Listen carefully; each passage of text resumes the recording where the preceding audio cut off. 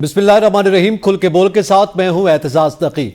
आज के प्रोग्राम के पहले हिस्से में हम जिक्र करेंगे कि पाकिस्तान की होम ग्राउंड पर बांग्लादेश के हाथों तारीखी शिकस्त की, और इसके साथ साथ दूसरे हिस्से में हम जिक्र करेंगे कि सुप्रीम कोर्ट के जजेस की तादाद बढ़ाने के हवाले से सेनेट में बिल पेश किया गया, इसकी जरूरत क्यों पेश आई। इसके साथ साथ हम बात करेंगे कि बिजली और गैस में सब्सिडी देने के मामले पर IMF ने बाकायदा तौर पर इनकार कर दिया है, साफ इनकार। उसकी वजह क्या है और इसके बाद हुकूमत के पास क्या ऑप्शंस रह गए। गुफ्तगू करने के लिए पहले से में हमारे साथ पैनलिस्ट में मौजूद हैं हसनैन लियाकत, लुकमान अली और उमर दराज गोंदल। तमाम पैनलिस्ट को मैं वेलकम करूंगा। तो हसनैन लियाकत साहब बताइएगा, बांग्लादेश के हाथों तारीखी शिकस्त और पहली बार टेस्ट सीरीज में वो भी होम ग्राउंड पर हमने जो है वो तारीखी शिकस्त का सामना किया है। इस पे क्या कहा जाए? क्या ये हमारी टीम के हवाले से जो है उसकी कारकर्दगी, परफॉर्मेंस या टीम सिलेक्शन, ये उसकी वजूहात हैं, या हमारे मल्टी टैलेंटेड मिनिस्टर भी हैं, चेयरमैन PCB हैं, उनका विजन है? देखिए इत्तेजाज साहब, सबसे पहले आपका शुक्रिया, आपने इस अहम टॉपिक के ऊपर गुफ्तगू की। सबसे पहले अगर बात की जाए तो ये पाकिस्तान क्रिकेट का एक सयाद तरीन दिन है। जिस तरह हम बांग्लादेश से हारे, सिर्फ एक मैच नहीं हारे, बल्कि बांग्लादेश जैसी B लेवल की टीम या C कैटेगरी की टीम हमें आज व्हाइट वॉश करके चली गई। इसमें बहुत सारे अवामिल है। एक तो आपके चेयरमैन साहब का तो बिल्कुल अमल दखल है, उस तरफ मैं आऊंगा, लेकिन आपकी जो सिस्टम है ना, उस पूरे सिस्टम में एक इंस्टेबिलिटी थी। आप देखिए पिछले 2-3 साल में आपका सिस्टम बहुत इंस्टेबल रहा। पहले रमीज राजा थे, फिर उसके बाद नजम सेठी, फिर जका अशरफ, फिर नजम सेठी, फिर जका अशरफ, और उसके बाद आके कुर्रा निकला मोहसिन नकवी का। और मोहसिन नकवी साहब जब चेयरमैन बने तो सबसे ज्यादा हम खुश इस वजह से थे कि जिस तरह एक्टिवनेस उन्होंने पंजाब में शो की, तो शायद वो चेयरमैन PCB के तौर पर भी उसी तरह एक्टिव होंगे। लेकिन उनकी नजर शायद क्रिकेट से ज्यादा खजाने पे थी। पहले ही आके उन्होंने कहा कि मैं खजाना देख चुका हूं, भरा हुआ है, इस खजाने को खाली करना मेरा टारगेट है, और आपके जो ग्राउंड्स हैं उनको बनाना मेरा टारगेट है। दूसरी बात यह है कि दूसरा फैक्टर यह था कि आपकी जो 4-5 साल से टीम थी वो दोस्ती यारी पे थी, पसंद नापसंद पे थी। जो काम आज से 2 साल पहले करना चाहिए था वो अब आके हम कर रहे हैं। जो बातें हम आज से 3 साल पहले कर रहे थे वो आज शायद सब अवाम को मेरे ख्याल पसंद आना शुरू हो चुकी है, क्योंकि इस टीम में इतनी कैपेबिलिटी नहीं थी। ये सिर्फ यूनिटी पे खेलती थी या फिर दोस्ती यारी पे खेलती थी। जब यूनिटी खत्म हो गई, दोस्ती यारी खत्म हो गई, और वो जो बैटिंग पैराडाइज विकेट्स थी वो मिलना खत्म हो गई, तो उसके बाद आपने देखा है कि इस टीम का क्या हाल हो चुका है। इस टीम में बेसिकली शुरू दिन से कैपेबिलिटी नहीं थी। आज थोड़ा सा बॉल स्विंग हुआ, सीम हुआ। आप देखिए कि आपके जो टॉप के बल्लेबाज हैं, बाबर आजम, वो कहां पे, वो 22 रन 23 रन से ऊपर नहीं बना रहे। इसी तरह आपके जो बॉलर्स हैं वो आपको एक्सपोज होते हुए नजर आए। सो कैपेबिलिटीज का मसला था। हमने इनको एक तो फटा विकेटों पे खिलाते रहे, ऊपर से जिम्बाब्वे के खिलाफ खिलाया, आयरलैंड के खिलाफ खिलाया, बांग्लादेश के खिलाफ खिलाया। शुरू में तो हम उनसे जीतते रहे, लेकिन उसके बाद जब उन्होंने वर्कआउट किया तो उनको पता चला यार कि बाबर आजम तो स्पिन के खिलाफ फंसता है, बाबर आजम थोड़ा सा बॉल हिले तो वहां पे फंस जाता है, ये फ्रंट फुट पे सीधा नहीं आता, ये फ्ला बॉल पे एज लगा देता है। इसी तरह से आपके कप्तान शाह मसूद की बात की जाए, उनकी परफॉर्मेंस नील बटा नील है। फिर टॉप ऑर्डर आपका फेल होता हुआ नजर आ रहा है। सो ये कहानी 3-4 साल की थी। ये छुपी हुई इस वजह से थी कि टीम में यूनिटी थी, दोस्ती यारी पक्की थी। लेकिन जब एशिया कप में एक दफा झगड़ा हुआ ड्रेसिंग रूम में, उस झगड़े के बाद आपकी जो दोस्ती यारी थी वो भी खत्म हुई, आपका गैंग भी टूटा, और फिर इस टीम में इतनी कैपेबिलिटी नहीं थी। बहुत सारे लोग कहते हैं ना कि ये सियासत करते हैं और सियासत की वजह से टीम परफॉर्म नहीं कर रही। अरे भाई, सियासत करते हुए वसीम अकरम, वकार, यूनुस सकलेन, मुश्ताक, वो तो अच्छे लगते थे क्योंकि उनमें कैपेबिलिटी थी। वो वन मैन आर्मी का शो करते थे किसी भी दुनिया की टीम के खिलाफ, लेकिन इनमें तो कैपेबिलिटी नहीं है। 11 में से कोई एक खिलाड़ी मुझे ऐसा गिनवा दें कि जो बड़ा सियासी हो और जो ऐसा खिलाड़ी हो कि जो दूसरी टीम के खिलाफ अकेले 300 या 400 रन बना दे, अकेले 10 विकेटें ले ले। सो सियासत का मसला नहीं है, मसला कैपेबिलिटी का है। और ठीक किया, एक तरह से PCB ने ठीक किया कि इस तरह की पिचेस जो कि ऑस्ट्रेलिया पे हमें मिलती थी, अब रावलपिंडी में उस तरह की पिच बनाई गई, तो आपको अपनी बैटिंग का भी पोल नजर आ गया, बॉलिंग का भी पोल नजर आ गया, आप एक्सपोज हो गए। एग्जैक्टली। अच्छा लुकमान, ये बताइएगा कि सख्त गुस्सा है, जाहिर है पूरी पाकिस्तानी कौम जो है, वो जो क्रिकेट के शायकीन हैं, उनकी जानिब से अब गुस्से का, नाराजगी का इजहार किया गया। कम से कम यार ये हमारा मेयार आप आन पहुंचा है कि हम बांग्लादेश के खिलाफ हार गए। आप क्या समझते हैं, ये सहरा किसके सर जाता है? एतजाज, सबसे पहले तो मैं आपको ये बताना चाहता हूं कि 2 से 3 साल से पाकिस्तान क्रिकेट तनाज़ुली का शिकार है, लेकिन आज एक तारीखी दिन है और इसका क्रेडिट मोहसिन नकवी साहब को देना बनता है, क्योंकि वो क्रिकेट जो तनाज़ुली का शिकार थी, आज माशाल्लाह से उसका मुकम्मल तौर पर मोहसिन नकवी साहब ने बेड़ा गर्क कर दिया है। और अब आप पूछेंगे कैसे? अब देखें, आपको याद है कि पाकिस्तान हॉकी हमने 4 वर्ल्ड कप उसमें जीते, हमने 3 ओलंपिक्स में आई थिंक गोल्ड मेडल उसमें जीते। आज यहाँ पर किसी को उसकी कौमी हॉकी टीम के कैप्टन के नाम का भी पता नहीं होगा पाकिस्तान में लोगों को। तो यही हाल मौजूदा जो क्रिकेट के कर्ता धर्ता हैं उन्होंने आज पाकिस्तान क्रिकेट का भी कर दिया है। और मुझे लग रहा है कि आने वाले चंद ही माह में, बल्कि आप देखेंगे कि अगर इन्होंने अपनी रविश तब्दील ना की तो पाकिस्तान क्रिकेट का हाल भी हॉकी जैसा होगा, बल्कि हो चुका है। लेकिन मैं थोड़ी स्पेस दे रहा हूं इसमें कि पाकिस्तान हॉकी की तरह पाकिस्तान क्रिकेट को भी यहां पर लाकर खड़ा कर दिया गया है।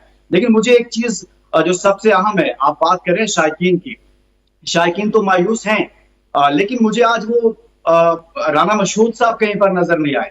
मैं देखता रहा हूं सोशल मीडिया पर, ट्विटर पर, आज मैं देखता रहा हूं कि न्यूज हेडलाइंस पर मुझे कहीं पर राना साहब या मोहसिन नकवी साहब वजीर आजम साहब के साथ बैठे होते और आज की जो इनिंग थी रावलपिंडी टेस्ट की उसको देख रहे होते।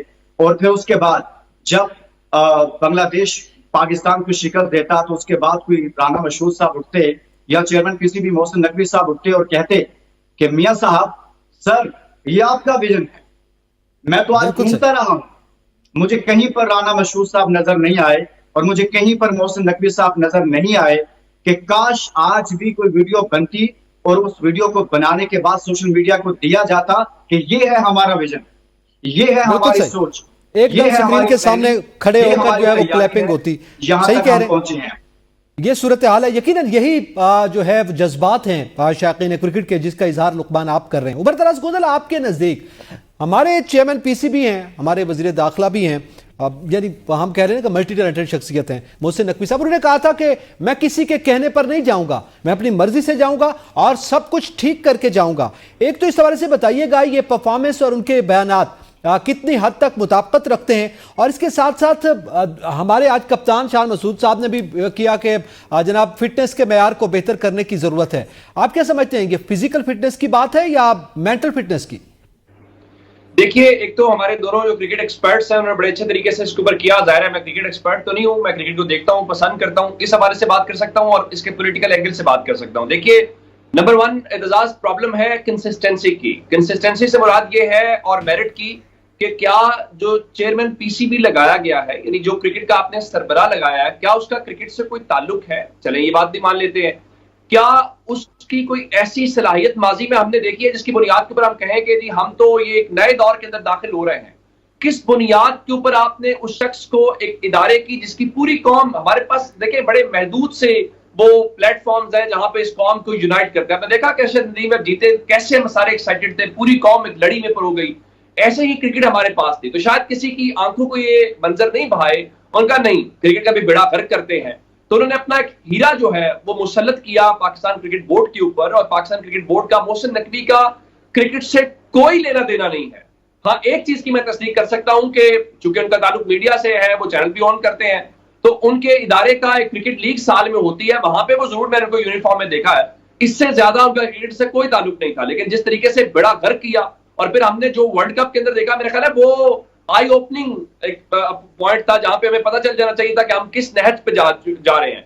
मैं देख रहा था जो पीटरसन जो बात कर रहे थे, भोगले जो इंडिया से बात कर रहे थे, दीगर जो लोग बात कर रहे हैं, ये बहुत एम्बैरेसिंग है पाकिस्तान के लिए। इसलिए नहीं कि हमें को बांग्लादेश के जीतने से हमें को दुख हो गया, बांग्लादेश की अपनी मेहनत है, वो डिजर्व करते हैं, उनको मुबारक हो अपनी जगह के ऊपर। प्रॉब्लम ये है कि हम अच्छी क्रिकेट नहीं खेल रहे, हमारे यहाँ कोई कंसिस्टेंसी नहीं है। हमारा एक शख्स जो आपने मुसल्लत किया है वो क्रिकेट बोर्ड में बैठा होता है और वो बलूचिस्तान की सूरत हाल पे कमेंट्स दे रहा है, वो बलूचिस्तान में बैठा होता है, वो क्रिकेट के ऊपर कमेंट्स दे रहा होता है। भाई ये फुल टाइम जॉब है, ये मजाक नहीं है। आपने आगे चैंपियंस ट्रॉफी करानी है, अभी तो सवाल होना चाहिए कि वो जेशाह जो है वो कैसे बिला मुकाबला मुंतखब हो गया, यहाँ जो है वो तड़ियां देते रहते हैं। आपकी टोटल जो सलाहियत है, जो आपकी प्रोफाइल है, वो ये है कि आपने तहरीक इंसाफ को फिक्स करने के लिए भरपूर किरदार अदा किया। आपने चिड़िया को पर नहीं मारने दिया। जो इलेक्शन में रिजल्ट्स चाहिए थे, आपने उन रिजल्ट्स में एक सहूलतकार का किरदार अदा किया। इससे ज्यादा आपने कुछ नहीं किया। जो आपने तबाही इलेक्शंस में की, और अब आप वहां पे कहते हैं जी इलेक्शन मैंने नहीं करवाया, वही तबाही आप क्रिकेट बोर्ड में कर रहे हैं। और आप कल को भी यही कहेंगे कि मैंने नहीं किया, ये तो कोचेस ने किया, ये तो फलां ने किया। बात सिर्फ ये दूसरे पे मलबा डाल देने का जो हमारा मेरिट के ऊपर नहीं है। मैं सिर्फ एक जुमला कहना चाहता हूं, क्रिकेट बोर्ड के चेयरमैन की अपॉइंटमेंट नवाजिश या नवाज़ की मत में है, अगर वो मेरिट के ऊपर नहीं है तो आप कैसे एक्सपेक्ट करते हैं पाकिस्तान क्रिकेट बोर्ड में मेरिट होगा? और मेरिट ये बड़ी आम बात की है आपने, बड़ा आम पॉइंट है आपका। शिकार हो नहीं रहे, हम जवाल का शिकार हो चुके हैं। अच्छा, अब आगे बढ़ते हैं, लाइन में आ गए हैं। बिल्कुल सही कि जब चेयरमैन पीसीबी की सिलेक्शन का मेयार हमने देख लिया तो फिर टीम का मेयार क्या होगा, ये बड़ी अहम बात आपने की है। लेकिन हसनैन लियाकत साहब, आपके नजदीक आपने एक तो जानिब ये पॉइंट आउट किया कि कैपेबिलिटी का मामला है, क्या दूसरी जानिब आप समझते हैं कि हमारी क्रिकेट टीम या हमारी ओवरऑल क्रिकेट जो है वो सियासत का शिकार हो गई है? और इसके साथ साथ चैंपियंस ट्रॉफी का भी अभी जिक्र हुआ है, क्या तवक्कुआत है? देखिए इत्तेजाज, सबसे पहले तो मोहसिन नकवी साहब के हवाले से बताता चलूं कि उनकी प्रायोरिटीज ये हैं कि इस वक्त मेरा पीसीबी के खिलाफ एक केस चल रहा है इस्लामाबाद हाई कोर्ट में, और हम इस्लामाबाद के 5 जर्नलिस्ट हैं जो कि मोहसिन नकवी साहब पे तनकीद करते थे, हमारा दाखिला बंद कर दिया गया है। तो जो साहिबान यहाँ पे मोहसिन नकवी साहब से तनकीद करते, देखिएगा वो वजीर दाखिला है कि मुल्क में आपका दाखिला बंद ना कर दें। दूसरा, जहां तक आपने बात की है क्रिकेट के मुस्तकबिल की या फिर उसके बाद कैपेबिलिटीज की और फिर चैंपियंस ट्रॉफी की, भाई मुस्तकबिल आपका मेरे हिसाब से, मैं थोड़ा सा लुकमान के पॉइंट ऑफ व्यू से डिफर तो नहीं करूंगा, लेकिन इसका एक और एंगल दूंगा कि हमारी शायद जो क्रिकेट है ना उसका हॉकी वाला हाल इस वजह से नहीं होगा कि यहाँ पे कमर्शियल वैल्यू बहुत ज्यादा है। आप देखेंगे कि पीएसएल में हमारे लोकल स्टार ही खेल रहे होते हैं, हम सब कुछ भूल के उसको सपोर्ट करते हैं, फिर बहुत बड़े बड़े ब्रांड्स आते हैं। हॉकी कमर्शियल नहीं है, क्रिकेट कमर्शियल है, इस वजह से क्रिकेट बच सकती है। लेकिन क्रिकेट को बचाने के लिए अब असरे नो हमें तब्दीलियां करनी होंगी। एक तरफ हम ये डोंग रचाया हुआ हमने कि हम चैंपियंस लीग स्टार्ट कर रहे हैं, उस चैंपियंस लीग में वकार यूनुस को और सरफराज अहमद को, शोएब मालिक को और मिसबाह उल हक को 50-50 लाख रुपए हम किस बात का देंगे?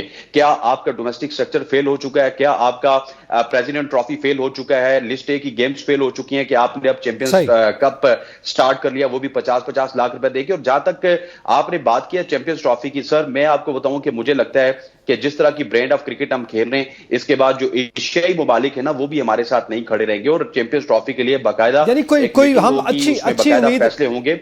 अच्छे की उम्मीद नहीं है, अच्छे की उम्मीद आप लगाते इस सूरत हाल में, अच्छे की उम्मीद नहीं है, मजबूत होती तो लगाते। एग्जैक्टली, बिल्कुल सही है, अच्छे की उम्मीद इस सूरत हाल में नहीं है। तब्दीलियां कर पाएं और कोई मौसर इकदाम किए गए तो यकीनी तौर पर ये इकदाम अगर हों तो फिर हम कह सकते हैं कि सूरत हाल बेहतर होगी। बहरहाल तमाम पैनलिस्ट का बहुत शुक्रिया जो हमारे साथ रहे। नाज़रीन, यहाँ पे वक्त हुआ एक ब्रेक का, साथ रहिएगा।